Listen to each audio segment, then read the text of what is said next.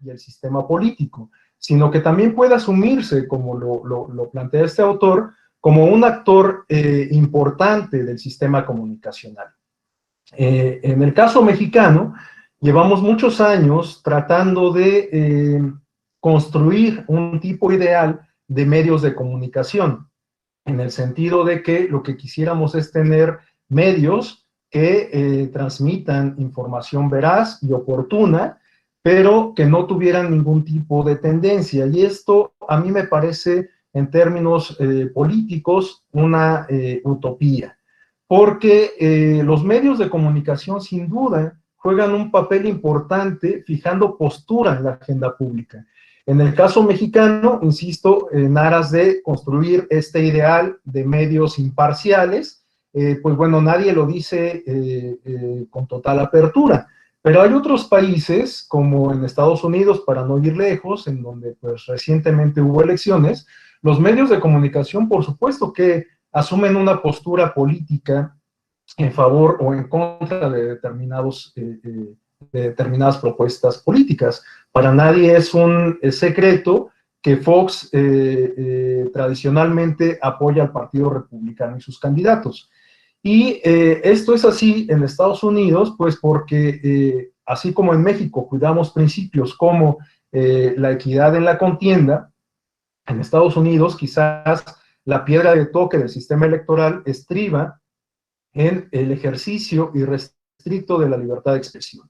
Y por eso es que en el contexto de las campañas electorales de nuestro país vecino, observamos que los debates entre los actores políticos y las posturas de los propios medios encargados de transmitir los mensajes políticos hacia el electorado, pues son claramente definidas. Entonces, yo me atrevería a decir que pensar en que los medios de comunicación pueden en algún momento llegar a ser imparciales, hablando estrictamente en términos políticos, es una utopía. Y de hecho, bueno, pues hay quienes se refieren a los medios de comunicación como el cuarto poder, ¿no? Haciendo una alegoría de aquella expresión de Edmund Burke del siglo XVIII.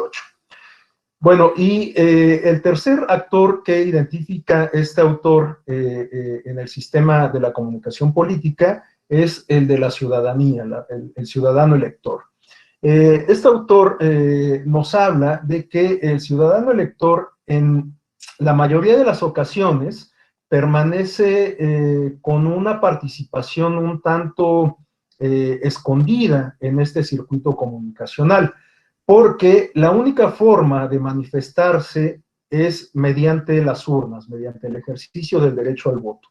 Eventualmente, en el sistema de comunicación tradicional, los ciudadanos electores pueden participar, por ejemplo, mediante sondeos de opinión, mediante encuestas, o eventualmente mediante participaciones esporádicas en espacios que pueden abrir los otros dos actores, es decir, en debates que se abren desde la esfera del sistema político o en espacios que abren los medios de comunicación. Sin embargo, pues esta participación es sumamente restringida, porque no es que absolutamente todos los ciudadanos tengamos la oportunidad de participar en un debate televisivo o de participar en un ejercicio parlamentario o en algún otro espacio de esta naturaleza.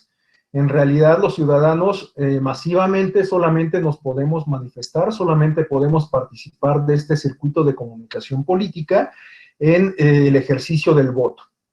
De hecho, en los esquemas tradicionales, no son pocas las ocasiones en que los sistemas de medios de comunicación, la radio y particularmente la televisión, se asumen como los portavoces de la ciudadanía, como la opinión pública, ¿no? Aun cuando pues esto no necesariamente se apega a la realidad. Lo cierto es que en los esquemas tradicionales, como lo comento, el ciudadano elector tiene una participación sumamente discreta y solamente en determinados momentos y mediante determinados mecanismos puede participar en el circuito comunicacional. Pero esto es así en los esquemas tradicionales de comunicación política.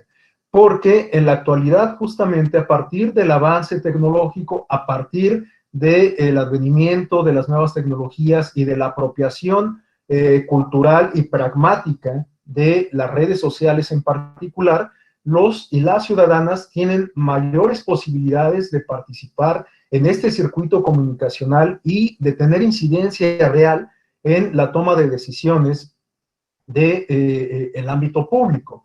Incluso, en algunas ocasiones, este ejercicio de participación mediante las redes sociales, pues ha tenido algunas consecuencias políticas en el régimen sumamente importantes y sumamente ilustrativas. Es el caso de los movimientos en España, de los movimientos del año 2018 y 2016, es el caso, por ejemplo, también de la primavera árabe, es el caso también de dos casos no tan positivos en términos democráticos, pero sí sumamente ilustrativos en términos de participación política. Me refiero a la consulta por la paz en Colombia y al Brexit en Inglaterra, ¿no? La salida de Inglaterra de la Comunidad Europea. Sin duda, estos ejercicios de participación transversal, como lo demuestran estos ejemplos, pueden tener consecuencias importantes, y si bien estos ejemplos a los que me he referido son garbanzos de a libra, dado que pues todavía no es que sea una condición sine qua non en todas las sociedades que se precien de ser democráticas se dé este tipo de participación, lo cierto es que sí pueden servir de aliciente y que ponen en evidencia que la utilización de este tipo de herramientas tecnológicas puede contribuir a una mayor participación de la ciudadanía y, pues por supuesto, a completar el círculo comunicacional. En este tipo de esquemas de comunicación, los sistemas de medios ya no se asumen necesariamente como los intérpretes de la opinión pública, sino solamente como intermediarios entre los ciudadanos y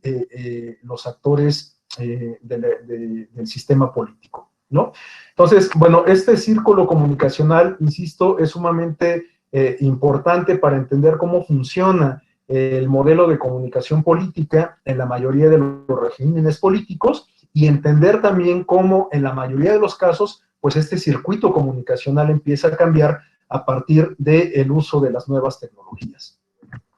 Bueno, ahora, para saber cómo llegamos a esta parte del advenimiento de las nuevas tecnologías, cómo se la apropió la sociedad del mundo en general, pues me parece importante hacer un recuento del desarrollo de los tipos de comunicación que hemos observado en los últimos 200 años en particular. Un autor llamado Harry Preuss hace esta categorización de los tipos de comunicación que han existido, los tipos de medios de comunicación que han existido a lo largo de los últimos 200 años. Este autor, Preuss, llama medios primarios aquellos medios de comunicación que sirven para la transmisión de mensajes sin que medie algún dispositivo tecnológico y, por lo tanto, la comunicación entre el emisor y el receptor es directa, sin más, sin intermediarios ni de personas ni de dispositivos. Este ejemplo de medios primarios lo observamos desde la antigüedad y sigue estando presente en nuestros días. La forma más fácil de asociar o identificar un medio primario en la actualidad, pues son los mítines en las campañas electorales, ¿no? Es el mismo esquema que usaba Sócrates, el mismo esquema que se utilizaba, que utilizaban los jurisconsultos y cualquier otra persona con sapiencia que buscaba transmitir sus conocimientos a alguna comunidad. Pues bueno, en la actualidad este esquema se sigue observando, insisto, en el contexto de las campañas electorales particularmente, porque pues un emisor se dirige a una comunidad sin que medie ningún tipo de tecnología, ¿no? Bueno, por supuesto, en la actualidad sabemos que, pues bueno, cuando son grandes concentraciones, pues se puede usar algún tipo de micrófono, de sonido, pero en realidad el esquema es muy básico, ¿no? Una audiencia está dispuesta en un espacio para recibir el mensaje de un solo emisor. Este autor, Prost, nos habla de una segunda categoría que él define como medios secundarios. Y estos medios secundarios se distinguen porque se requiere de un dispositivo para que el emisor pueda transmitir su mensaje. El principal ejemplo de este tipo de medios es la prensa escrita, sin duda, porque la imprenta, pues bueno, vino a revolucionar el mundo moderno como lo sabemos, y en particular, pues empujó a la prensa escrita como un medio de comunicación importante que sigue estando presente en nuestros días. Pero este tipo de medios de comunicación se puede manifestar mediante otros ejemplos en la actualidad. Por ejemplo, mediante el uso de espectaculares, de anuncios espectaculares, o para poner un ejemplo más moderno, pues podemos hablar de la publicidad móvil, ¿no? En la actualidad es muy común ver transitar, bueno, en este tiempo de pandemia evidentemente no, pero antes de que todo esto empezara, era muy común ver circular vehículos de baja velocidad con pantallas electrónicas anunciando productos comerciales o incluso en el contexto de las campañas políticas haciendo proselitismo a favor de algún partido político, naturalmente mediante contratación de por medio, ¿no? Entonces, este tipo de medios de comunicación se distingue, insisto, porque el emisor requiere de un componente tecnológico para poder transmitir su mensaje. Después vienen los medios terciarios, que nos habla este autor de que se distinguen de los otros tipos de medios de comunicación, porque no solamente es el emisor quien requiere de algún aditamento tecnológico para transmitir su mensaje, sino que el receptor también requiere del medio de algún tipo de medio, de algún dispositivo tecnológico para recibir tal mensaje. Estos medios de comunicación terciarios tuvieron su mayor época de auge durante prácticamente todo el siglo XIX. Estamos hablando del radio, la televisión y el teléfono. De hecho, pues bueno, hasta la actualidad, la televisión y el radio siguen siendo medios con un profundo, un muy fuerte poder de penetración en la sociedad. En la actualidad, aun cuando las compañías telefónicas presuman tener cobertura en absolutamente todos los rincones del país, lo cierto es que, como lo sabemos, pues esto no necesariamente es así. Sin embargo, es mucho más común identificar que en las comunidades más apartadas, en donde no llega la señal de telefonía celular, sí llega la señal de televisión abierta. Entonces, esto nos habla del poder tan penetrante que tiene la televisión y la radio, ¿no? Pero en la actualidad estamos hablando también de una nueva categoría que ha llegado para, si no desplazar, por lo menos convivir con los otros tres tipos de medios de comunicación. Estos medios cuaternarios, así definidos por un autor alemán llamado Manfred Flaber, perdón, para completar esta categorización que hizo Prost previamente, habla de medios cuaternarios para referirse a los dispositivos electrónicos que permiten el uso particularmente del Internet. Estamos hablando de los teléfonos inteligentes, de las tabletas, de las computadoras, más pues lo que venga con posterioridad. En la actualidad, incluso algunos dispositivos que eran enteramente para el entretenimiento in situ, como eran las consolas de videojuegos, pues ahora permiten conectarse a Internet y ver YouTube o hacer algún tipo de navegación en estos dispositivos. Entonces, pues bueno, el desarrollo tecnológico ha dado pie a esta nueva ola de dispositivos que, pues yo me atrevería a decir que apenas se está empezando, porque de unos 20, 30 años a la fecha, el avance tecnológico ha tenido un desarrollo inusitado, sin precedentes, sumamente vertiginoso, y como todos lo sabemos, los dispositivos que hoy son moda y lo más vanguardista en desarrollo tecnológico, a la semana siguiente puede ser obsoletos. Entonces, pues bueno, este tipo de medios cuaternarios, insisto, seguramente apenas estamos viendo la punta del iceberg y tendrán tras de sí un desarrollo todavía más interesante y más sofisticado. Bueno, este tipo de medios de comunicación han permitido sin duda una mayor interconectividad entre las personas a partir del propio desarrollo que he descrito, ¿no? Antes quizás el mecanismo o el circuito de comunicación era vis a vis entre un orador y un receptor, y después pues teníamos un receptor que podía llegar a miles un emisor que podía llegar a miles de receptores, y después se convirtió esto en un proceso masificado mediante la radio y la televisión, y ahora, con el uso de las nuevas tecnologías, como les decía, pues estamos en un plano completamente transversal. Pero hablando en términos estrictamente de comunicación política, este desarrollo de los medios de comunicación ha tenido un impacto importante en la forma en que los actores políticos se comunican entre sí y la forma en que ellos buscan transmitir sus mensajes a la ciudadanía. En particular, en el contexto de las campañas electorales, estas formas de acercarse a la ciudadanía nos han dado como resultado un fenómeno que es conocido como la comercialización o la americanización de la política. Y este título del fenómeno es sumamente interesante por la similitud que guarda con el desarrollo de la publicidad comercial.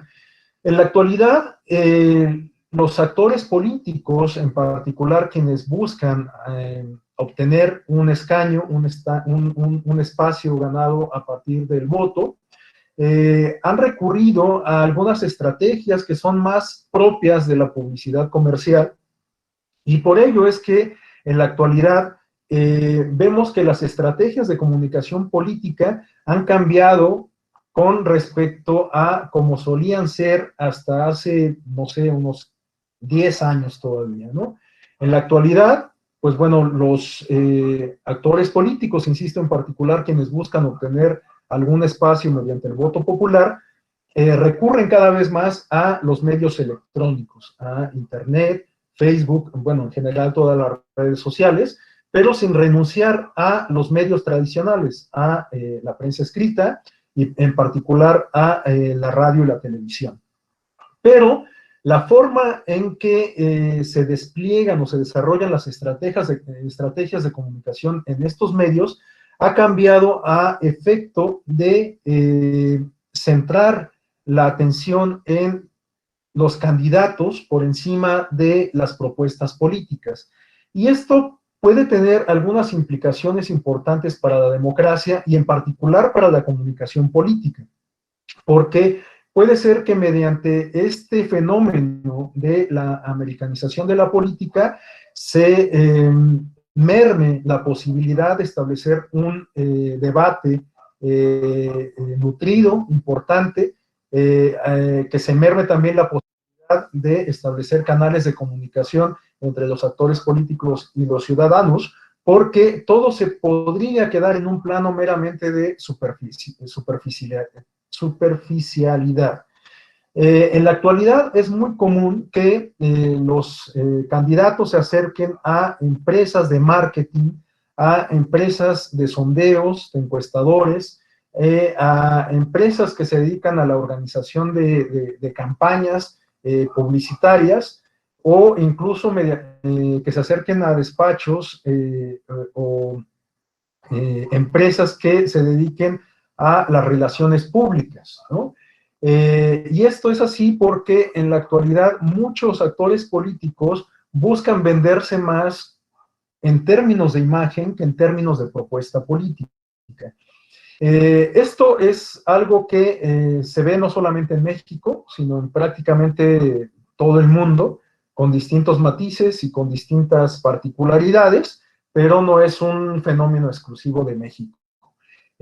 Prácticamente en todo el mundo podemos ver candidatos que participan en reality shows, candidatos que participan en entrevistas en televisión, que aparecen en portadas de sociales, que participan o que conceden entrevistas a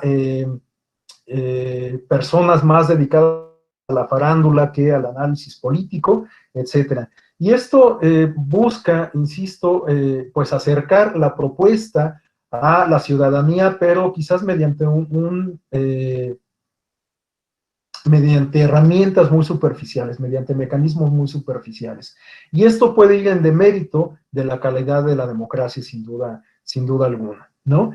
Incluso este tipo de fenómenos puede tener repercusiones en la configuración del sistema de partidos, porque, pues bueno, de acuerdo a las categorías clásicas de Duverger, de Panebianco, acerca de los partidos de masas, de los partidos de cuadros, etcétera, en la actualidad vemos en la mayoría de los países del mundo que la mayoría de los partidos políticos han dejado atrás estas categorías para convertirse en partidos atrapatodo, pero literalmente, ¿no? O sea, literalmente lo que buscan los partidos políticos en la actualidad es ganar votos a costa de lo que sea y vendiendo pues una imagen que quizás no tenga mucho que ver con la propuesta propiamente política, ¿no?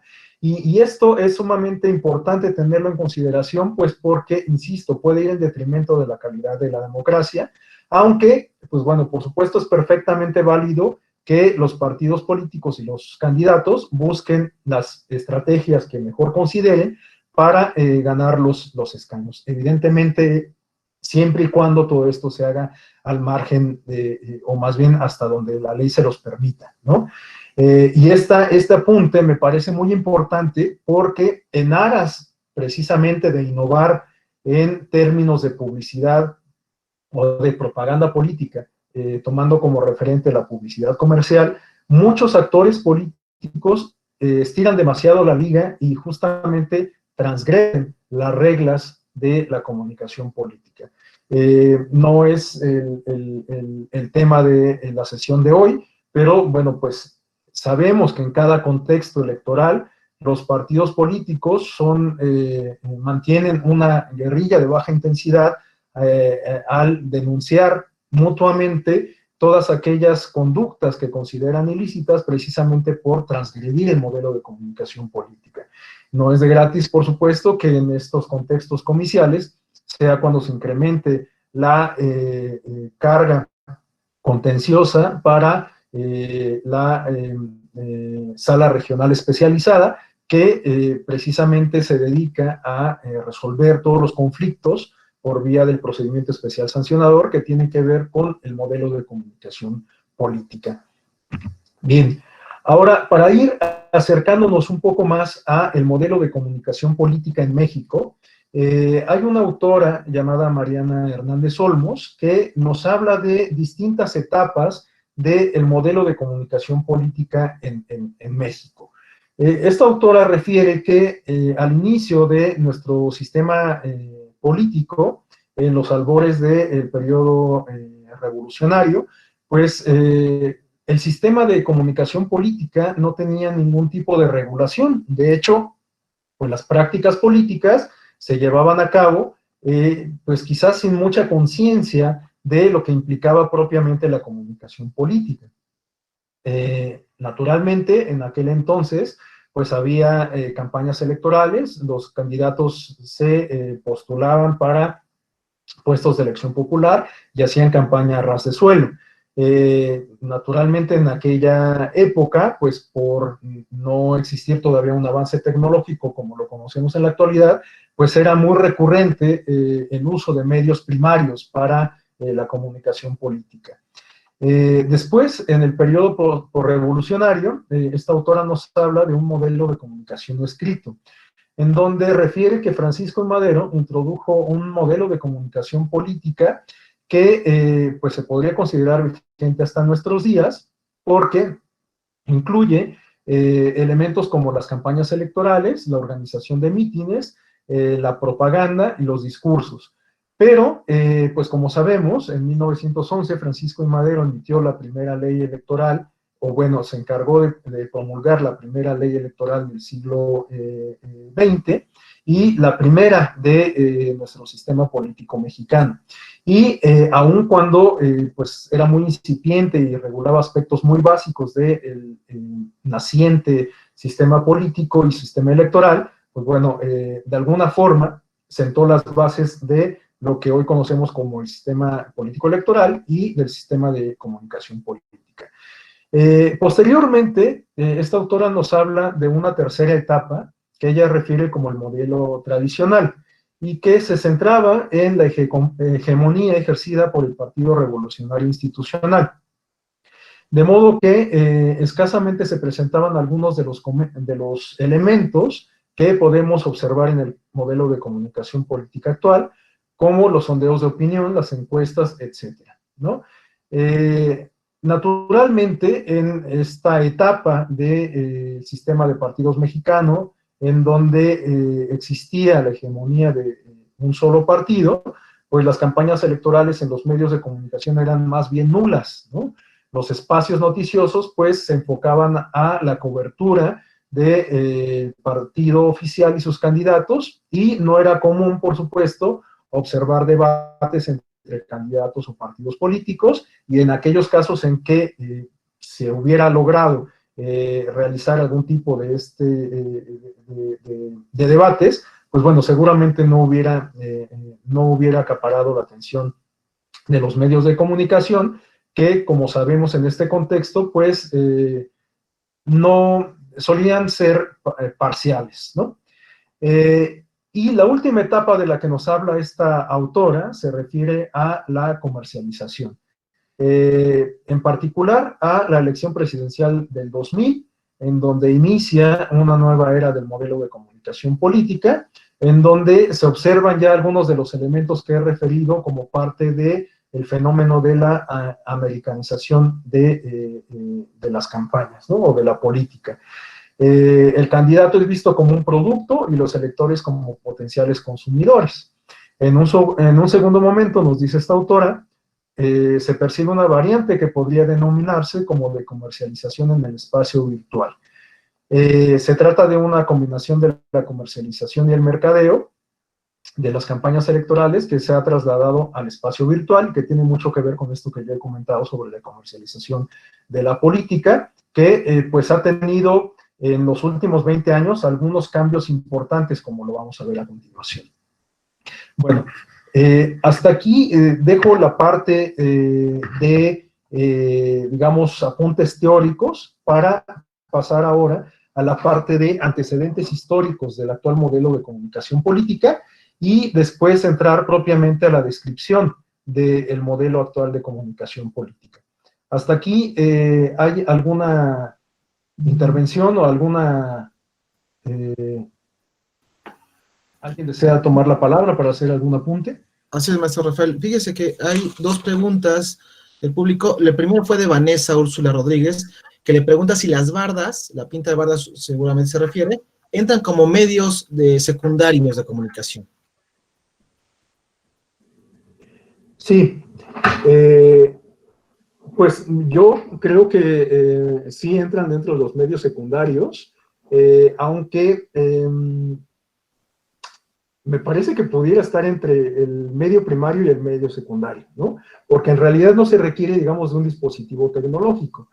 Sin embargo, pues el emisor es quien hace uso de los elementos que tiene a su alcance para mandar ese mensaje. el receptor no necesita de ningún dispositivo. Por lo tanto, pues creo que sí podría quedar en la categoría de medios secundarios, pero insisto, yo creo que está a mitad de camino entre los primarios y los secundarios, ¿no? Gracias, maestro. También hay otra pregunta de Gadiel Jiménez, quien pregunta si existe alguna diferencia entre medios de comunicación político y el marketing político. Sí, no, yo creo que los medios de comunicación políticos son justamente eso, ¿no? Transmisores de información. Y el marketing político se refiere más bien a una actividad que busca, a partir del uso de los medios de comunicación, transmitir con mayor decisión un mensaje en específico, ¿no? Un mensaje en específico que puede estribar en la propuesta política, pero como lo he referido recientemente, el marketing político sobre todo busca enaltecer algunas particularidades del candidato. Es decir, el marketing está más enfocado a la personificación de la política. Y por eso es que en la actualidad muchos candidatos, al momento de convertirse en candidatos, cambian su imagen, ¿no? Los vemos con un corte de pelo distinto, con un outfit distinto, con un lenguaje corporal distinto. Entonces, el marketing político está más enfocado al desarrollo de estrategias que a partir del uso de los medios comunicacionales buscan transmitir con mayor decisión un mensaje en específico. En este caso, pues posicionar a los candidatos como si fuesen algún producto, como sucede con la publicidad comercial, ¿no? Muchas gracias, maestro. Y finalmente hay una última pregunta de Roberto Orea, que menciona que la pinta de bardas puede ser monitoreado por el INE. Entonces dice que a través de la georreferencia lo pueden monitorear. Entonces pregunta que si puede ser considerado como primario. Bueno, es una pregunta sumamente interesante. De hecho, bueno, pues sí, vamos a ver un poco más adelante cuáles son, digamos que en términos generales, porque el modelo de comunicación política es sumamente amplio, pero vamos a ver cuáles son las reglas principales que rigen al modelo de comunicación política. Y el modelo de comunicación política es sumamente restrictivo por, como lo decía yo, las características que definen el desarrollo de nuestro sistema político electoral, que en particular buscan o instauraron como piedra de toque la equidad en la contienda. Entonces, en la actualidad, nuestro modelo de comunicación política, pues sí, busca regular absolutamente todos los aspectos de comunicación política. La pinta de bardas puede ser algo muy trivial y muy básico, pero sí, por supuesto, que también entra dentro de la regulación del modelo de comunicación política, la asignación de espacios en radio y televisión, y, como les decía, el uso de las redes sociales, pues bueno, es un aspecto sumamente relevante, sumamente polémico, porque, pues bueno, es la nueva palestra del modelo de comunicación o de los modelos de comunicación política en el mundo. Sin embargo, pues el tratar de regularlo podría ir en contrasentido de la naturaleza de estos medios de comunicación. Pero para el caso particular de México, pues sí, significa un dilema importante, porque pues el modelo de comunicación política, insisto, busca regular todos los aspectos de la comunicación política en nuestro país. Y si los medios electrónicos como redes sociales e internet escapan de esa esfera, pues bueno, es algo sumamente interesante de discutir, ¿no? Entonces, bueno, sí, yo creo que para responder concretamente a la pregunta, me parece que sí siguen siendo medios, la pinta de bardas, me refiero, siguen siendo medios que me parece que están entre los primarios y los cuaternarios, pero lo que se sofistica es el medio de monitoreo, ¿no? O sea, el medio en sí mismo no cambia, o sea, sigue siendo un medio visual al que pueden tener acceso los ciudadanos electores. Pero como ese mensaje puede tener implicaciones en la contienda política, pues bueno, entra dentro de la fiscalización que suele hacer la autoridad electoral para su validación. Pero insisto, el medio en sí es el mismo, ¿no? Lo que se sofistica son, digamos que, las formas en que se audita, ¿no? El seguimiento que hace la autoridad electoral. Muchas gracias, maestro. Ya no hay ninguna pregunta. Ok, bueno, pues continúo con la siguiente parte que se refiere propiamente al modelo de comunicación política. Les decía que, bueno, no podemos entender el modelo de comunicación política si no entendemos los antecedentes de nuestro sistema político electoral. Ya hice yo alguna referencia a el modelo partido político hegemónico, que bueno, pues para nadie es ningún secreto que durante buena parte del siglo XX definió al sistema de partidos mexicano.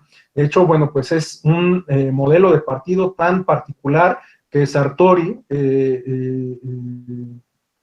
se dio a la tarea de acuñar un concepto para definir este modelo de sistema de partidos, ¿no? El sistema de partidos hegemónico, porque no es un sistema de partido único, ¿no? Es un sistema de partido que permitía la competencia electoral, pero con poca efectividad, ¿no? Con pocas posibilidades para que la oposición ganase escaños. Entonces, bueno, esta etapa de nuestro sistema político es lo que define nuestro sistema político electoral en la actualidad y el modelo de comunicación política que tenemos en la actualidad. Naturalmente, en este contexto de baja participación o de baja competencia electoral, los partidos y candidatos de oposición tenían pocas posibilidades de acceder a los escaños de elección popular. Y esto fue cambiando al paso de los años, a cuentagotas, y va muy de la mano con el desarrollo del proceso de transición democrática. El proceso de transición democrática lleva implícito, por supuesto, implicaciones al modelo de comunicación política. En la actualidad yo me atrevería a decir que gozamos de un régimen democrático, de una pluralidad política que se manifiesta no solamente en distintas opciones de partidos políticos y candidatos, sino en distintas formas de gobierno que emanan de esas propuestas. Y esto es así porque, pues bueno, el régimen, nuestro sistema político, perdón, fue transformado a efecto precisamente de permitir esta competencia, y yo me atrevería a decir que este resultado que hoy tenemos es fruto de las modificaciones al sistema de comunicación política, el modelo de comunicación política y al sistema de fiscalización. Yo creo que la transición política en nuestro país no hubiera sido posible sin condiciones de equidad en la contienda, particularmente en el ámbito del acceso a los medios de comunicación y a los recursos para hacer campañas. Entonces, estos dos elementos me parecen fundamentales. Pero bueno, para esquematizar esta parte, me he permitido igualmente preparar algunas láminas que solamente tienen algunos apuntes muy concretos que me interesa destacar para visualizar de mejor forma el desarrollo histórico que ha tenido el modelo de comunicación política.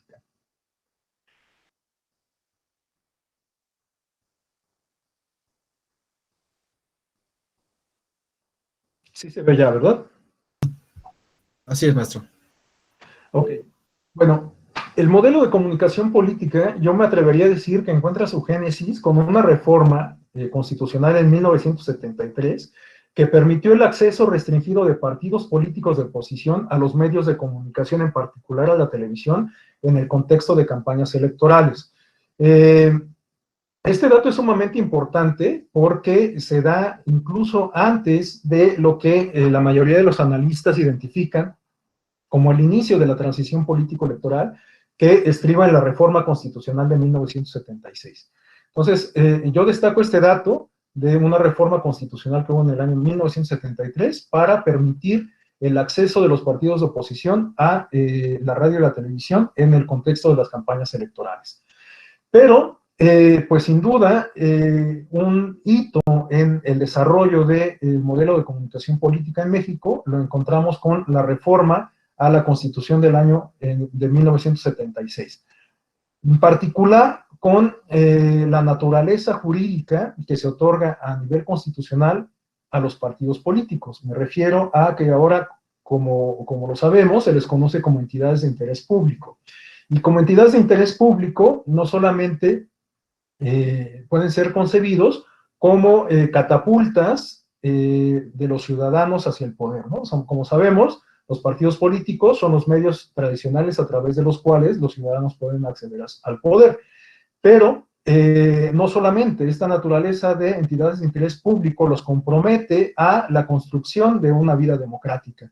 Y por lo tanto, los partidos políticos tienen obligaciones no solamente en el contexto de las campañas electorales, sino a lo largo del tiempo, en periodos ordinarios. Entonces, Los partidos políticos a partir del 76 tienen acceso permanente a la radio y la televisión, precisamente con la idea de contribuir a la edificación de una cultura política democrática y a la consolidación de la democracia como sistema político mexicano. Entonces, yo identificaría en la reforma del 76 la génesis del modelo de comunicación político actual, comunicación política actual, perdón. Y bueno, a lo largo de los años, como sabemos, de los años de la transición, hubo muchas reformas políticas que tuvieron implicaciones importantes para modificar nuestro sistema político hasta tener lo que pues tenemos hoy en día, que pues bueno, yo creo que nadie estaríamos en desacuerdo respecto a que es un sistema democrático, aunque pues bueno, todavía con algunas áreas de oportunidad, ¿no? Pero bueno, durante este desarrollo de la transición hacia la democracia, yo me permití identificar algunos puntos clave a lo largo de los años en términos de comunicación política. Por ejemplo, en el año 85 hubo una nueva reforma constitucional con la cual se permitía otorgar 60 minutos al mes para cada partido político en radio y televisión, divididos en programas de 15 minutos. Esta me parece una aportación importante al modelo de comunicación política porque sin duda significó una apertura a los medios de comunicación para los partidos de oposición y con ello se sentó, como ya lo comenté, una base importante para la transición. Posteriormente, en el año 87, se permitió, o bueno, se mantuvo el esquema de 15 minutos mensuales para cada partido político, pero divididos en 2 programas semanales. Este esquema también me parece importante destacar que iba o era un tanto diferente a como lo conocemos en la actualidad, porque en la actualidad sabemos que vivimos un fenómeno de despotización precisamente como consecuencia de la americanización de la política. Los mensajes de publicidad comercial, como ustedes saben, duran alrededor de 15, 20, 30 segundos y es justamente el mismo esquema que se sigue para la propaganda político-electoral. Los spots de los partidos políticos y candidatos duran 25 segundos y un esquema así pues no permite naturalmente transmitir mensajes concretos, transmitir propuestas, generar debates, sino lo que buscan justamente es posicionar un mensaje sumamente focalizado, ¿no? En muchos casos, como ya lo comenté, este mensaje se enfoca o estriba en la imagen del candidato y nada más, o alguna propuesta muy concreta que busca pues justamente cómo arraigarse en el imaginario colectivo y por eso es que también en el contexto de las campañas electorales vemos que muchas de las estrategias están enfocadas al desarrollo de jingles, de canciones que, pues bueno, después hasta escuchamos en el antro o hacemos, bueno, los jóvenes, ¿no? Naturalmente escuchan en el antro o los niños tararean, pues porque justamente tienen ese propósito de quedarse en el subconsciente, ¿no? Pero bueno, este fenómeno es distinto a cómo se gestó el modelo de comunicación política, en donde pues, los partidos políticos tenían hasta 15 minutos para presentar al público, a la ciudadanía, sus propuestas, sus plataformas, su ideología, sus postulados, etcétera, ¿no? La crítica que se dio entonces a este modelo de comunicación política era, digamos, que el acartonamiento, ¿no? Y el acartonamiento en varios sentidos, porque, pues bueno, quienes son jóvenes seguramente no lo recordarán, pero quienes ya tenemos cierta edad, en mi caso, por ejemplo, pues yo era un niño, un adolescente cuando pasaban los programas de los partidos políticos a cierta hora en específico, y bueno, a mí me chocaba que terminaran antes mi programa, 15 minutos, y después empezar el programa de partidos políticos. Lo que hacíamos la mayoría de la gente ordinaria, quienes todavía no estábamos interesados en la materia política, pues era simplemente cambiarle de canal o apagarle, ¿no? Entonces, pues bueno, este modelo era sumamente criticado por eso, pero tenía sus ventajas porque, insisto, no iba más allá del mensaje focalizado que ahora podemos observar en los spots. Entonces, pues quizás el ideal sería como encontrar un punto medio entre ambas propuestas, no sé, es algo que tendríamos que discutir. Bueno, posteriormente, en el año 90 fue cuando empezó la década de las grandes transformaciones del sistema electoral. En términos de comunicación política, con la reforma del 90, con la que nació el INE, el COFIP, el primer COFIP, etcétera, Se mantuvo el esquema de los 15 minutos para cada partido político, pero hubo dos aspectos que me parecen muy importantes señalar acá. Uno es que se introduce un criterio de asignación de medios en función de la fuerza electoral, que es un criterio que sigue estando vigente en nuestro modelo de comunicación política. Como sabemos, en la actualidad, los partidos políticos que tienen una mayor fuerza electoral tienen más prerrogativas, en términos de financiamiento público y de acceso a radio y la televisión. Este criterio se gestó con la reforma del 90 y, insisto, sigue estando vigente en la actualidad.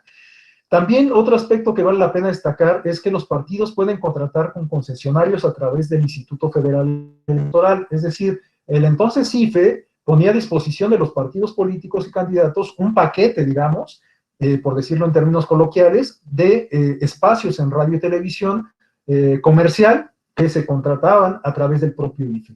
Naturalmente, pues esto con cargo al presupuesto de cada uno de los partidos políticos. Entonces, estos dos aspectos me parece importantes rescatar del modelo de comunicación política que se gestó en el 90, por lo que trajo como consecuencia una década después, hacia los años 2000, en particular en la elección de 2006, que bueno, voy a referir un poco más adelante. Bueno, en el 93 surge la iniciativa de regular la cobertura periodística en las campañas electorales, que es justamente el ejercicio de monitoreo, al que hacía alusión nuestra compañera en una de sus preguntas. El modelo de comunicación política se fue perfeccionando a lo largo de estas últimas décadas, y en el 93 fue cuando surgió la primera iniciativa de regular la cobertura periodística en las campañas electorales. Esto se ha venido sofisticando a lo largo del tiempo y, como sabemos, en la actualidad incluso ha sido objeto de debates importantes, de inconformidades por parte de los medios de comunicación, porque en muchas ocasiones se quejan de que pues, estos ejercicios atentan contra el libre periodismo, pero pues en realidad lo que buscan es justamente mantener el equilibrio en la contienda, ¿no? Bueno, posteriormente, en la reforma del 96, que fue la que dio origen al Tribunal Electoral del Poder Judicial de la Federación, en términos de comunicación política, permitió la asignación de tiempos oficiales, ¿no?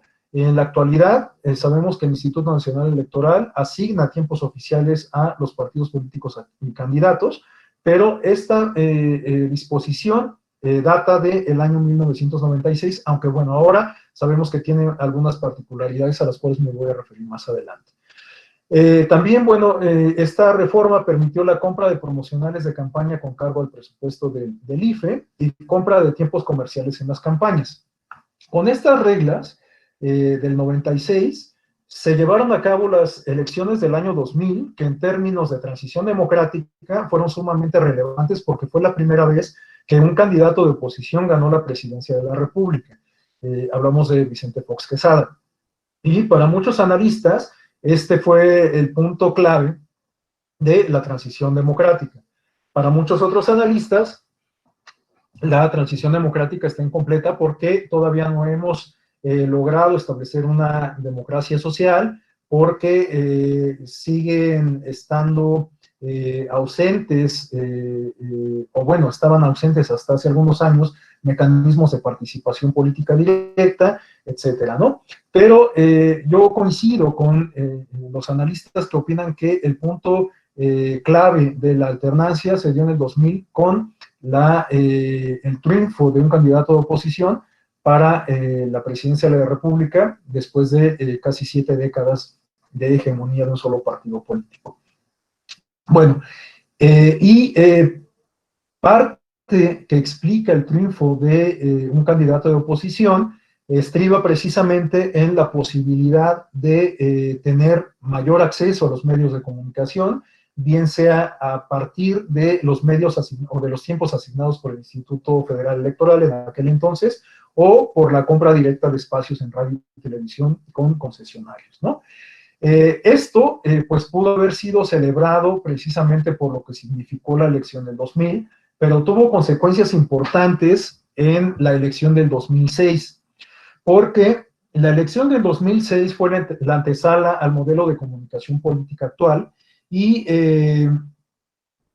lo que dio pie a este modelo de comunicación política fue un conjunto de fenómenos que terminaron con un grave conflicto postelectoral y con un grave encono social y político de pues toda la sociedad mexicana, no solamente la ciudadanía, sino hago énfasis en la sociedad, o sea, hubo conflictos intrafamiliares por la postura política que los distintos integrantes tenían, ¿no? Entonces, el encono en la esfera pública era todavía mayúsculo. Digo, quienes son jóvenes a lo mejor no lo recuerdan, quienes ya teníamos alguna edad como para discernir lo que estaba pasando, pues sabemos que el conflicto postelectoral de la elección federal del 96, en particular de la elección para el presidente de la República, fue sumamente grave, sumamente álgida, y llevó muchos años pues llevar a cabo la operación Cicatriz, ¿no? Y parte de esta operación Cicatriz quizás comenzó a gestarse con el modelo de comunicación política que se instauró precisamente con posterioridad a esa elección del año 2006. Y algunos de los motivos, de las causas que dieron pie a ese nuevo modelo de comunicación política, los tenemos en la lista que aparece en la lámina. En la elección del 2006, lo que observamos fue un excesivo monto de financiamiento público que después fue sumamente criticado por especialistas y la sociedad pública, y de hecho es una discusión todavía inacabada. Para muchas personas lo que se invierte en democracia es sumamente excesivo, ¿no? Y bueno, en la actualidad yo me atrevería a decir que no lo es, pero lo cierto es que a partir de la elección del 2006 se empezó a discutir precisamente el tema de el financiamiento público a partidos políticos y candidatos, y se establecieron algunas restricciones al respecto, ¿no? Los montos se redujeron considerablemente, pero pues bueno, en aquel entonces el hecho de que los partidos y candidatos tuvieran recursos de sobra para invertirlos en las campañas, pues bueno, lógico, tuvo como repercusión que hubiera una campaña descarnada en todos los, y que tuvieran como palestra, como arena, los medios de comunicación. Otro aspecto que también pudo haber motivado las características de este nuevo modelo de comunicación política tiene que ver con la duración de las campañas electorales, puesto que eran sumamente largas, 3 meses de campañas electorales, ¿no? Eran 90 días. O sea, era algo pues verdaderamente pues largo, un periodo verdaderamente largo, en mi opinión. Otro aspecto tiene que ver con la carencia de regulación de las precampañas. En la actualidad sabemos que el tema de las precampañas, de los actos anticipados, está sumamente regulado, pero es justamente fruto de los conflictos que se presentaron en este contexto de las elecciones federales del 2006. Bueno, el elevado costo de los procesos electorales, el acceso indiscriminado a la contratación de propaganda política en radio y televisión. Este es un aspecto toral. Como les decía, bueno, esta posibilidad se comenzó a gestar durante las reformas de los años 90 y pudo haber tenido un impacto positivo en la medida en que permitió que los partidos y candidatos de oposición tuvieran una mayor presencia en los medios de comunicación. Sin embargo, llegó un momento en que esta posibilidad se desbordó y la lucha política, la competencia electoral, se dio principalmente en los medios de comunicación, en la radio y principalmente en la televisión. Entonces, en el año 2006 tuvimos un fenómeno que muchos autores refieren como de contaminación mediática, porque, pues bueno, estábamos saturados de mensajes de propaganda político-electoral y sobre todo de mensajes de campaña sumamente subidos de tono. De hecho, también tenemos en el listado que aparece en pantalla, como el número 11, un intenso despliegue de propaganda negativa, ¿no? De propaganda negra. Este fue un factor muy importante que se dio también en ese contexto. Bueno, otros aspectos tienen que ver con la parcialidad institucional y el proselitismo desde el poder, en el sentido de que muchos actores políticos tuvieron una participación activa en favor de sus candidatos y partidos, desde la opinión que ocupaban, y por supuesto, pues esto significa una transgresión al principio de equidad en la contienda, que como he venido insistiendo desde el inicio, es uno de los pilares que el modelo de comunicación política busca preservar. También un aspecto importante de ese contexto de la elección 2006 tiene que ver con la contratación de propaganda política por parte de grupos y organismos empresariales. Igualmente, que para quienes son jóvenes no lo recuerdan, pero para quienes sí vivimos la elección en 2006, sabemos que hubo una participación activa de organismos empresariales y de empresas, de corporativos, en favor de determinados candidatos y en contra de otros determinados candidatos. Entonces, fue un fenómeno interesante porque actores tradicionalmente ajenos a la competencia política o a la competencia electoral, pues intervinieron de forma directa mediante la transmisión de mensajes que contrataban, dado que existía esta posibilidad, ¿no? Ahora, para referirnos propiamente al resultado de estos fenómenos y que es lo que hoy nos permite entender como el modelo de comunicación política, me permití incluir otras 3 láminas que refieren las características principales de nuestro modelo de comunicación política actual. Este modelo de comunicación política, como les decía, pues es fruto del conflicto postelectoral del año 2006. En el año 2007 se llevó a cabo una reforma constitucional y en el año 2008 una reforma legal que permitió precisamente configurar lo que en la actualidad podemos entender como el modelo de comunicación política. Aquí yo tengo un apunte. Hay muchos autores que dicen que el modelo de comunicación política no existe porque no se menciona en la Constitución ni en la ley secundaria, pero yo me atrevería a decir que el modelo de comunicación política es una categoría conceptual o una expresión en el plano más coloquial de los casos, ¿no? Entonces, pues sí, naturalmente no vamos a encontrar ni en la Constitución ni en la actual LGP algo que diga el modelo de comunicación política es esto. En realidad, el modelo de comunicación política se refiere al conjunto de reglas que permiten justamente el intercambio de información entre los actores políticos y la ciudadanía, ¿no? Y los propios medios de comunicación. Este esquema que veíamos al principio de Mazzoleni, ¿no? Entre los 3 actores, la esfera política, los medios de comunicación y el ciudadano elector, ¿no? Modelo de comunicación política busca regular justamente ese esquema de comunicación entre estos 3 entes, estas 3 entidades. Bueno, las principales características de este modelo gestado en el 2007-2008 se refieren a lo siguiente. En primer lugar, se eleva a nivel constitucional el artículo 6º, el derecho de réplica, ¿no? Porque esto es algo sumamente importante porque en el contexto de la campaña electoral del 2006, pues bueno, se dio, las campañas negativas, las campañas sucias fueron el pan de cada día y en muchas ocasiones pues no había oportunidad de que los candidatos desmintieran o fijaran siquiera una postura respecto a los señalamientos que se hacían en su contra. Entonces, el hecho de que se reconociera en la Constitución el derecho a réplica, pues sin duda fue, en términos de garantías individuales, un avance muy importante en términos de derechos humanos, pero por supuesto también en términos de comunicación política, ¿no?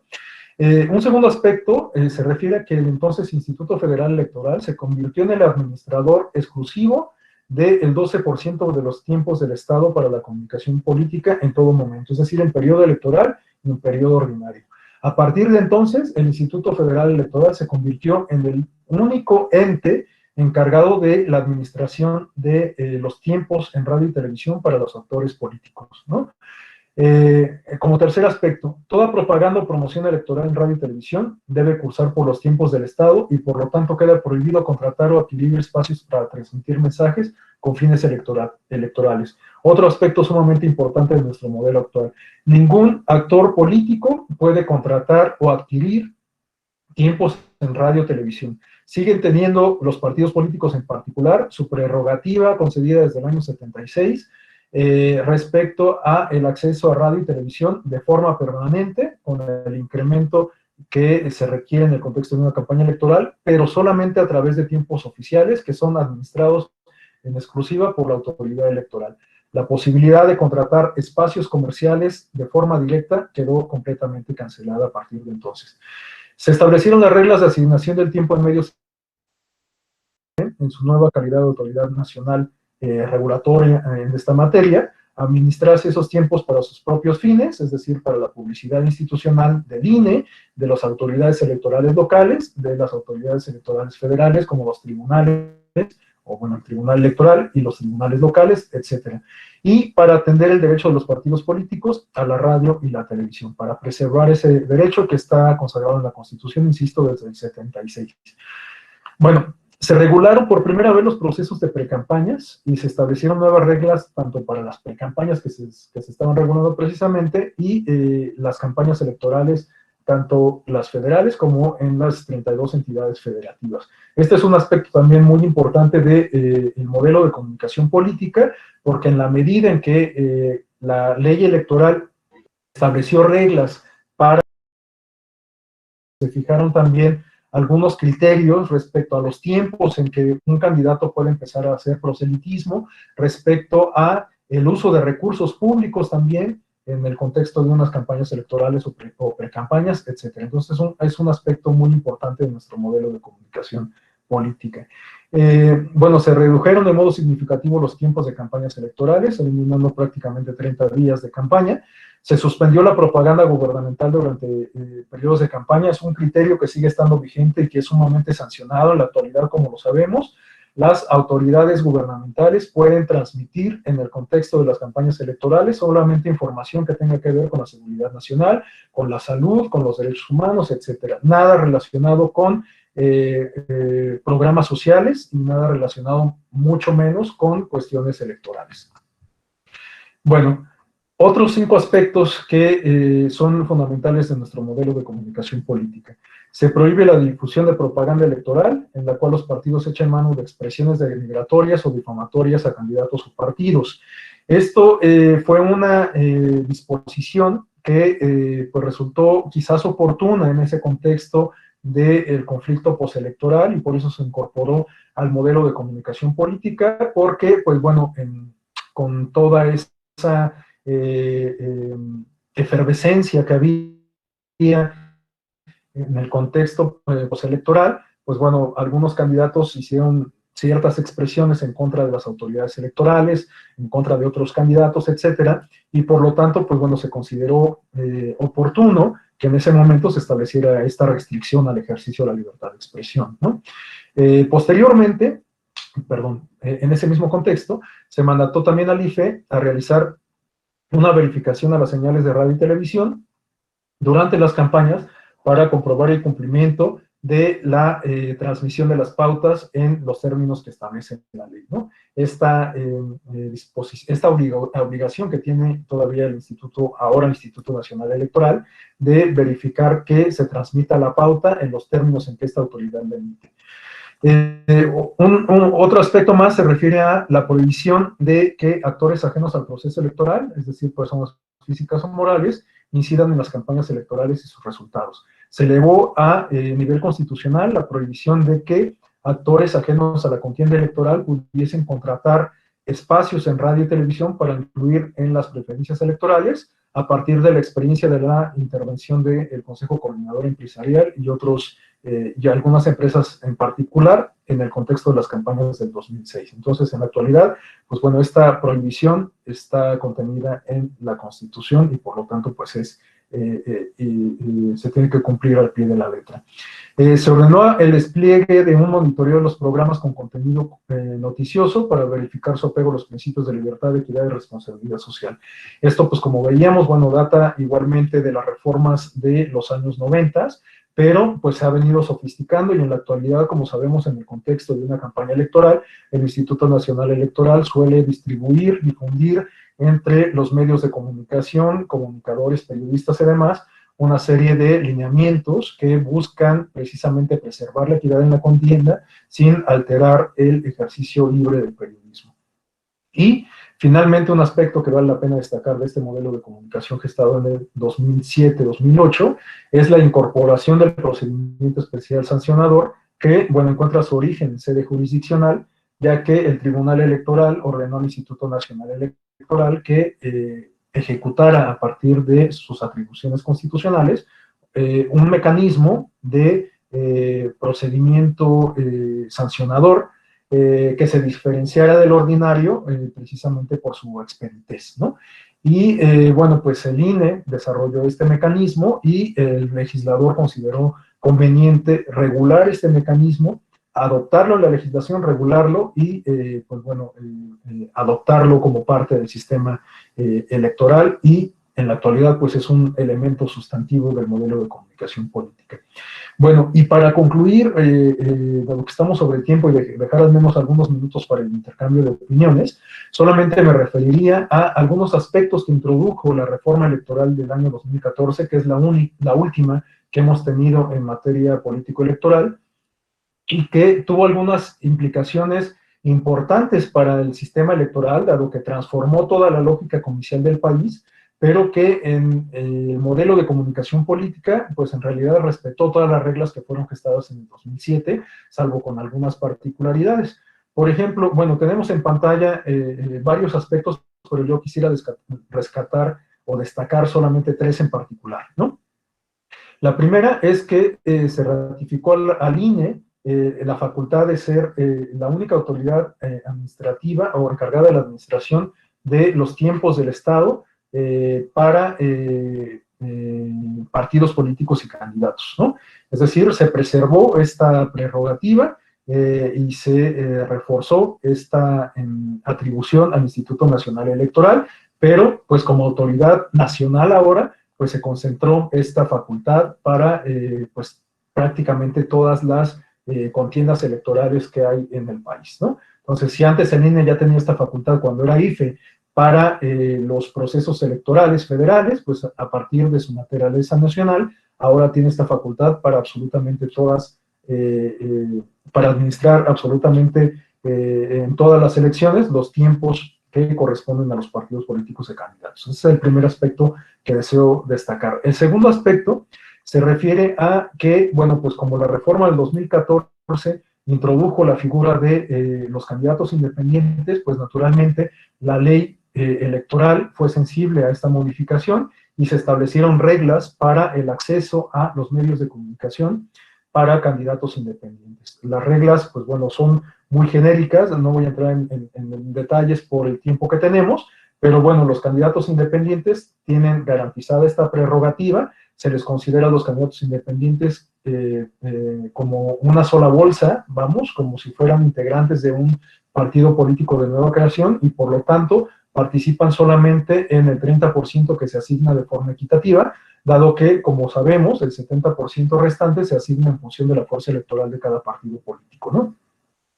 Bueno, otro aspecto que deseo destacar acá es que se elimina la prohibición de denigrar a las instituciones y solo se conserva aquella correspondiente a calumniar a las personas. Esto es importante porque incluso se presentó una controversia constitucional, derivado de la reforma para discutir este aspecto, y la Corte determinó que, pues bueno, la prohibición de denigrar a las personas, de denigrar a las instituciones, pues iba un poco en contrasentido del ejercicio de la libertad de expresión. Y si bien el ejercicio de la libertad de expresión no es un derecho absoluto, pues sí es válido que encuentre ciertos límites, pero para la Corte estos límites se encuentran en la esfera individual, ¿no? En la esfera de los derechos de las personas. Y por eso solamente se mantuvo la prohibición de calumniar a las personas, pero ahí se eliminó la prohibición de denigrar a las instituciones. Por supuesto, pues esto tiene que ser leído con inteligencia, ¿no? No es que la Corte y la ley pues ahora permitan que, pues bueno, se haga denostación sin mayor tipo de racionalidad a las instituciones electorales, pero bueno, pues el hecho de que no esté prohibido sin duda representa un avance significativo en materia de comunicación política, pero sobre todo de derechos humanos, de libre ejercicio de la libertad de expresión. Y el último aspecto que yo quisiera destacar acá son las modificaciones al procedimiento especial sancionador, porque, bueno, la reforma del 2014 permitió una reasignación de atribuciones entre la autoridad jurisdiccional y la autoridad administrativa, de tal suerte que antes el Instituto Nacional Electoral era quien recibía las denuncias, realizaba la investigación e imponía la sanción correspondiente. En la actualidad, el Instituto Nacional Electoral, a través de la Unidad de lo Contencioso Electoral, recibe las denuncias, integra el expediente, sustenta el asunto, pero quien se encarga de resolver es una autoridad jurisdiccional, en este caso, la Sala Regional Especializada. Y, pues bueno, como parte de los aspectos positivos que también se preservaron del procedimiento especial sancionador previo a la reforma del 2014, tenemos la posibilidad de que el Instituto Nacional Electoral emita medidas cautelares y que el acuerdo de medidas cautelares o la negación de las mismas pueda ser igualmente controvertida ante la autoridad jurisdiccional, en este caso ante el Tribunal Electoral, ante la Sala Superior en específico. Entonces, bueno, estas son, digamos que, las reglas que dan forma al modelo de comunicación política que tenemos en la actualidad.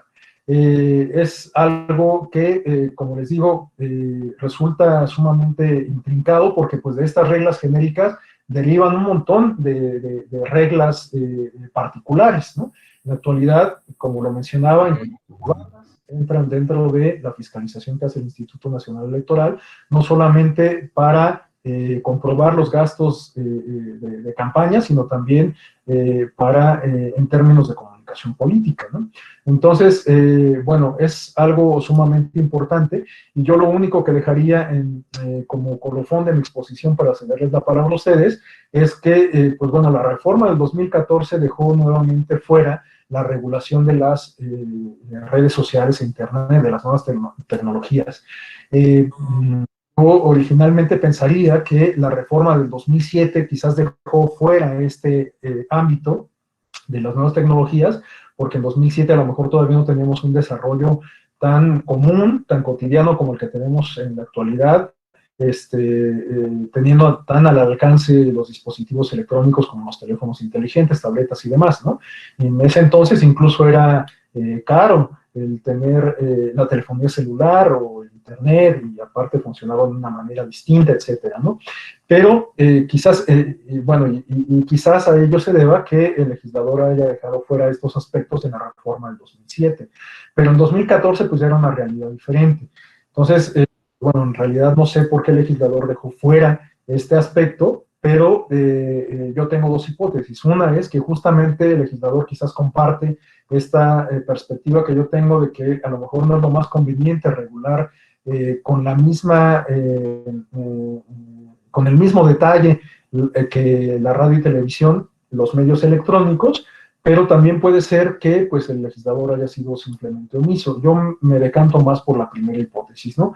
Pero pues a lo mejor es tiempo justamente de integrar una nueva agenda de discusión para reformar el modelo de comunicación política, a fin quizás de incorporar algunos elementos muy específicos de estos medios electrónicos, o a lo mejor no es absolutamente nada conveniente. De hecho, pues bueno, ya ha habido ahí algún intento por regular las redes sociales en Internet, una iniciativa que se presentó por parte de un senador en el año 2016, y bueno, fue echada para atrás. No sabemos si quizás por la oposición que presentaron los mismos usuarios, ¿no? Porque sí fue un movimiento sumamente álgido el que se observó en las redes sociales, incluso de algunas organizaciones civiles que protestaron en contra de la intención de regular estos aspectos en la materia político-electoral.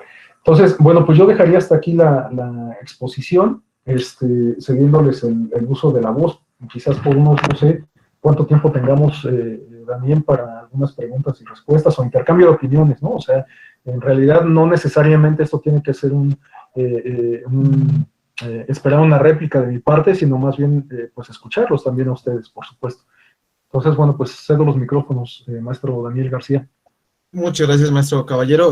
Pues yo de antemano le agradezco mucho su participación. Estamos sobre tiempo, entonces, a nombre de los participantes y a título personal, le agradezco mucho el tema que nos ha expuesto. Fue sumamente interesante, nos invita mucho a la reflexión, evidentemente, de cómo ha evolucionado este modelo de comunicación política a través de los tiempos, que muy bien quedó ejemplificada a partir de la reforma esta 2006, perdón, y cómo ha ido avanzando, ¿no? Esta comunicación política, comercialización, como lo llamaba, y la americanización. Creo que fue bastante interesante, nos dejó muy en claro muchos aspectos y nos deja la reflexión muchos otros al respecto, por ejemplo, de la polarización que hoy el gobierno actual nos da a conocer todas las mañanas, los vecinos del norte, los problemas políticos que tienen, nos deja mucho la reflexión cómo puede influir esta comunicación política. Bueno, y sin dejar a un lado, quiero también hacer algunas preguntas. Hay muchas preguntas por parte de los participantes, pero vi que muchas se concentran en las redes sociales. Entonces voy a tratar de, por el tiempo, de concentrar las preguntas que se estaban repitiendo. Y van en torno a que me preguntan si los tipos de medios de comunicación entrará la publicación, por ejemplo, de Facebook o de las redes sociales, son como tal medios de comunicación. Esa es una pregunta, y a reserva de esta respuesta, también preguntan mucho, que fue un tema que últimamente estaba exponiendo, y esas redes sociales, ¿usted cómo le preguntan? ¿Cómo propondría que se regularan? También preguntan si hay alguna regulación actual por parte del INE para mediar ese tipo de comunicaciones en las redes sociales. Y bien, ¿cuál sería la propuesta que usted tendría para bien tener en concreto esta medición? Gracias. Pues una respuesta breve en atención al tiempo. Bueno, yo sin duda sí considero a las redes sociales, internet, medios de comunicación. O sea, es evidente, y es una comunicación mucho más transversal, que permite justamente la interacción entre pares, ¿no? E incluso, pues bueno, no solamente eso, sino entre pares y hacia arriba, ¿no? O sea, en la actualidad, el poder de las redes sociales, me parece que todavía no lo hemos cuantificado, pero gracias a las redes sociales se ha logrado la destitución de algunos funcionarios públicos que han actuado en contra de lo que están obligados a hacer. Se han llevado a cabo denuncias por influyentismo, ¿no? En fin, o sea, las redes sociales son un mecanismo de participación política que sin duda pues permite el flujo de comunicación, el flujo de opiniones desde abajo, ¿no? Entonces, yo sí los considero un medio de comunicación fundamental en la actualidad. Si se debe regular o no, pues insisto, yo creo que es una pregunta muy difícil. Yo creo que podríamos pensar en regular algunos aspectos, y de hecho, más que regular, yo creo que la comunicación política a través de redes sociales se va a ir configurando caso por caso. Yo en esta primera sesión, aparte del tiempo, no quise referir ningunos casos resueltos por el Tribunal Electoral, pero yo creo que estos son los criterios orientadores a futuro, ¿no? En redes sociales, el Tribunal Electoral considera, por ejemplo, que las opiniones responden a un ejercicio de espontaneidad, ¿no? Hasta que no se demuestre algo que contravenga este criterio. Entonces, no sé, yo creo que en principio, los criterios que emite en particular el Tribunal Electoral a través de la Sala Superior y la Sala Regional Especializada podrían ser sistematizados, debidamente sistematizados, podrían servirnos como orientación para, no regular propiamente, pero sí, tener precedentes para resolver algunos asuntos que se les asemejen, ¿no? Pero, insisto, yo creo que esta construcción tiene que ser caso por caso, porque el avance de las redes sociales y el avance de los fenómenos en específico, pues son diferentes cada día, ¿no? Hay un caso que seguramente ustedes van a ver respecto a el uso de las redes sociales asociado con el tema de la fiscalización, un caso de un senador en Monterrey, en donde el senador utilizó algunos medios, un jersey en específico de fútbol, con las marcas que patrocinan al equipo de fútbol, y se tomó fotos que difundió en sus redes sociales. Entonces, esta denuncia en realidad no fue por cuestiones de comunicación política propiamente, sino por exceso de gastos de campaña, ¿no? O sea, esto obligó al Instituto Nacional Electoral, previo a una resolución del Tribunal Electoral, a cuantificar, digamos, así en términos coloquiales, a cuánto equivaldría un like, ¿no? ¿a cuánto equivaldría un like que se le dio a cada una de esas publicaciones? Entonces, la verdad es que esto cada vez se va a volver más complejo. Yo soy de la idea de que por lo menos en los próximos 5 o 6 años quizás tendríamos que estar un poco a la expectativa de ver cómo se va desarrollando el avance tecnológico, los casos concretos que se nos presentan en la realidad política mexicana, y también pues estar atentos a las tendencias internacionales, porque también esa es una parte muy importante. Digo, seguramente lo van a ver en sus próximas sesiones de este seminario, pero el tema de la psicología social, ¿no? Y de la venta y el mal manejo del uso de datos personales, pues puede tener consecuencias importantes, como lo demuestra el caso de Cambridge Analytica, ¿no? En donde, pues bueno, se usó el manejo de información personal que se había dado a Facebook, pues con fines electorales, y esto es un fenómeno muy importante sobre el cual hay que tener particular atención. Entonces, yo creo que sí, en mi opinión, es imposible ahorita pensar en regular el aspecto de las redes sociales por el avance que tienen las mismas, pero sí hay que estar atento a las nuevas tendencias y al caso por caso para ir sistematizando esta información. De hecho, bueno, pues el INE ha hecho ejercicios en este sentido, ¿no? Firmó un acuerdo con Facebook, con Twitter, para evitar la proliferación de noticias falsas. Se han llevado a cabo ejercicios extrainstitucionales como el de verificado, en fin, o sea, hay muchas cosas que pues conviene retomar con miras al futuro inmediato, pero por lo pronto yo me decantaría por no regular, pero sí por identificar algunos aspectos orientadores y sistematizarlos. Muchas gracias, maestro Caballero, por su respuesta, muy puntual. Hay algunas otras preguntas que fueron más o menos en torno a su respuesta, entonces por cuestiones de tiempo ya no las estaré exponiendo. Sin embargo, también hay muchos agradecimientos, muchas felicitaciones por la disertación y por su exposición, a las cuales personalmente también me sumo. Y como el tiempo ya hemos agotado, le invitaría a todos los participantes que abriéramos los micrófonos para despedir al maestro Rafael Caballero como se merece, con un fuerte aplauso. Muchas gracias. Muchas gracias, maestro.